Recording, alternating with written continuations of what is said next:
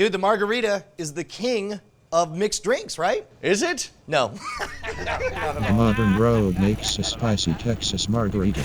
If you're in Texas and you're drinking and you're not drinking beer, what are you drinking? It's gotta be a margarita, right? It's a margarita. Yes. Okay, now when I think of a margarita, it's always like you pour in the tequila, you pour in the mix, and you're done. It's a margarita. A lot of people would do that, but Trevor is going to show us the error of our ways. Oh, by the way, yeah, back again at an undisclosed location, the best secret bar in all of Austin with Trever.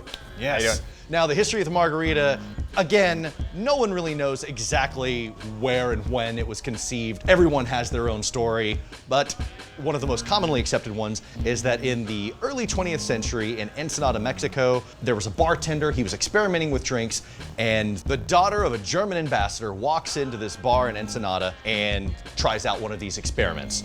She likes it, and he names it after her, the margarita. Aw, so it's like a fairy tale, but with alcohol. My favorite the best kind. kind of fairy tale, Yes. yeah. Okay, so have I been making margaritas wrong my entire life? You don't just use the mix? Like, I don't know how to make one from scratch. It's pretty easy. Really, all you need is tequila, lime juice, a little bit of simple syrup. You want a little bit of sugar in there, and some salt, and maybe a little bit of orange flavoring. You've got a margarita. But we're in Texas, so today we're gonna do a spicy margarita. Spicy margarita, I'm in. There are a lot of like heathen recipes for this where it's like, take limeade, pour in tequila, you have a margarita. I mean, technically, right? Did you see the sneer on his face? It was like somebody just pooped their pants. Exactly. All right, walk us through it, man. I've got some pre-cut serrano peppers here, and you want to cut them thin. You don't want them too thick. It can really add too much spice to the drink. So you want to take 2 to 3. We're going to put them in the tin. We're going to pour just like about a 1/4 ounce of fresh lime juice here, just a dash essentially. And now we're going to muddle it just to try to get those oils. Now, how muddled are you making You're it? just pressing it. Just enough to kind of squeeze out those essential oils. Yeah, you don't want to crush it up too much. Then we're going to add 1.5 ounces of silver tequila here. Today we're using Espolón.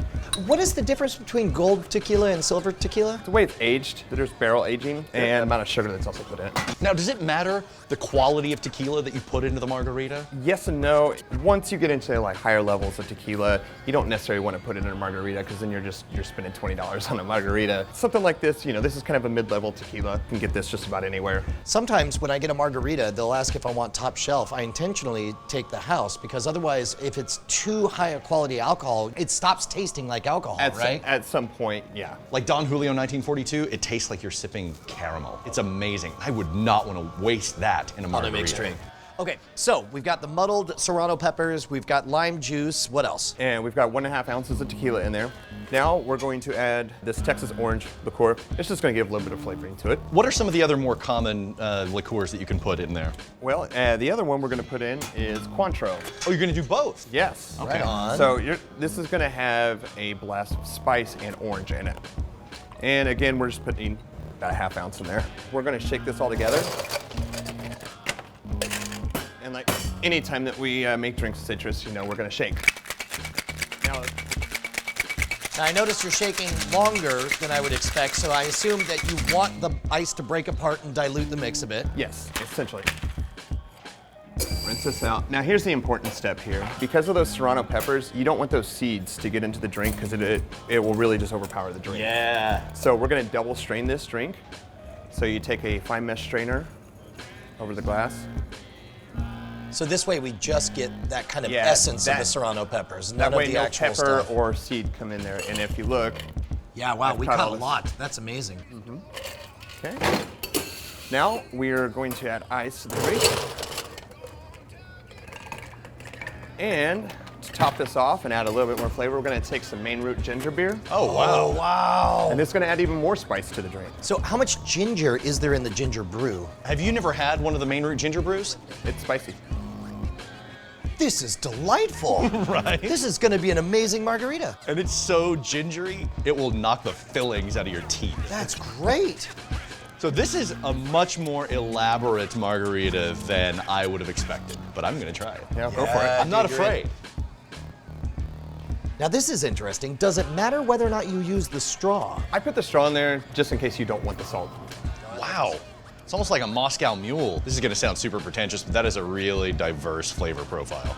All right, I'm gonna do with the salt. that serrano hits you right up front. Yeah, I and then did you not taste the expect that. ginger. Yeah. It's like it's all there. That is a much more complex tasting margarita than I've ever had. If you did not tell me this was a margarita, I would not think it's a margarita. All I know is that it's spicy, it's got some bite up front, it's got just enough sweetness that it's easy to process. You don't taste the alcohol. Like that little bit of serrano completely masks the alcohol side. Wow. Okay, so we have some lime juice, muddled serranos, tequila, some cointreau, and some orange liqueur, topped with ginger brew. I don't think I've ever tasted a margarita quite like this. Does this have an official name? Gary's Fire Crotch Margarita. Wait, what? Wait, is it really? Is it really Gary's Fire Crotch Crotch Margarita? Smart move to wait until after we drank it to give us the name. Oh, good! Oh, good!